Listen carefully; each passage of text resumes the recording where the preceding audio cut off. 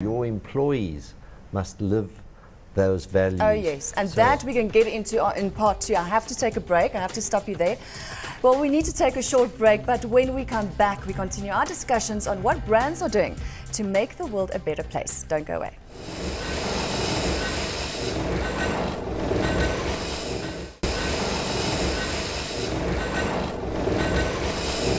Welcome back to Media and Money. The topic under discussion today is whether brands are doing enough in terms of sustainable development and what needs to be done to save our society and our planet. Still with us, Mindy Goldstein, Mike Shalit, Andrew Heman and Giles Shepherd. So a question is, can you be 100% sustainable, Giles? And that's quite a difficult one, because what does it mean to be 100% sustainable? Does it mean zero waste, zero carbon? No poverty. As I think the other guests have said, it's one of those two generic words. It needs much more to it to actually mean anything. I think that a lot of brands are just too good at chucking these words out, hoping that it's going to bring them a favourable reaction from their marketplace. But you need to get into the guts of it and say, well, what part of sustainable are you going to go after and target? So what's the answer? Is it possible to be 100%, or do we just need to do the best we can? A brand has to find its unique opportunities, because the other problem is that there's so much shouting in the marketplace from brands about green and about sustainability that it's lost its meaning, and people aren't paying attention. So on that point, Mike, who's faking it? Ooh, not me. No, I think it goes back to the real and honest. I think you've got to be real. And I mean, we use a defining sort of model where we go, it's make a living, make a life. And there's a wonderful quote, we make a living by what we get, but we make a life by what we give. And I think that's a great way of just going, what do you make a living from? How do you do it? What do you get? And then that's the life you can make by what you give. And I think it's a great way of just looking at what you do really well, and then do what you do well with it. Do you know what I mean? That for me is the way you break through all the... And don't just do the same as everybody else. And Andrew, just before the break, we were discussing it should start from inside, from your staff, internal, at home. Absolutely, and in fact at the Brands and Branding conference there was a speaker from Dell, and she was saying that one of the things they've done in their offices, everyone's so used to having a little bin next to your desk, they've removed all the bins. And you don't have a little bin, and and suddenly the shock and horror, you turn, you want to throw something in this bin, and it's not there. And they're forcing everyone into a collective behavior of managing their waste, and then they have a set of recycling bins in a central area, and you have to go to the recycling bins and then put put paper and metal and rest and so on. So instead of just dumping everything there, and then it all goes into a central bin. So quite simple things to do, but it makes a big impact, and right? in the same way, so it makes you think how you can do something on a bigger scale. And I think that is so important, because you take every one of us, if you say you are a corporation, what is your behavior like? Are you good for society? What are you doing at home when you go home? How are your family behaving if they were a corporation? Yeah. So Mindy, you at Ogilvy Earth talk about the 7 sins of greenwashing.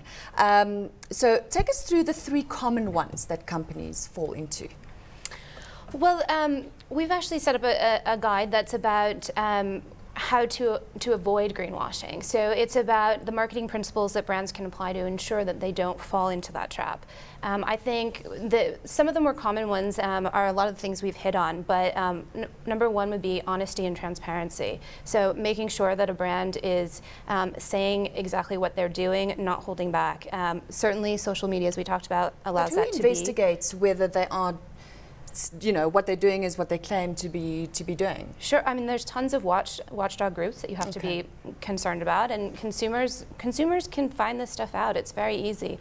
I mean, corporations do need to publish that information, and if you read through the fine print, you can find what you need to know. So, it's in their best interest to make sure that in their communications they're being honest and transparent. Let's look at Merensky, because that's quite interesting, Giles, in terms of, on the one hand, they're chopping down trees, but on the other hand, they're looking after their community in terms of education and job creation, etc., on a social level. So in what category would you put Merensky? There are classic example of a brand that needs to attend to all three pillars, the environmental, the societal, and the economic.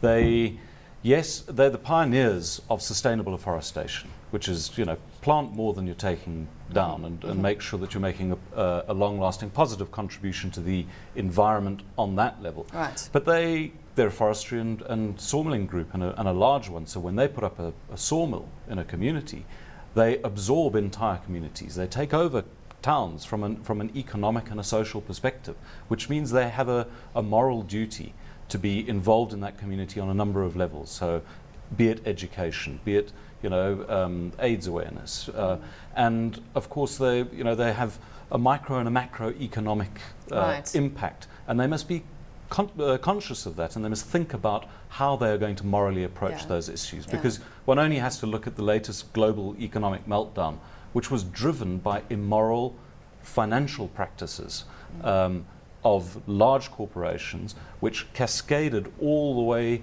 through the societies and the people, not only that are directly involved, but indirectly involved with those brands. Because I think a lot of people think, if you think sustainability, we go green immediately, and it's trees and water and whatever the case may be, and then but we forget about society. And what I liked, what stood out for me was Prime Media and the Lead SA campaign, Andrew.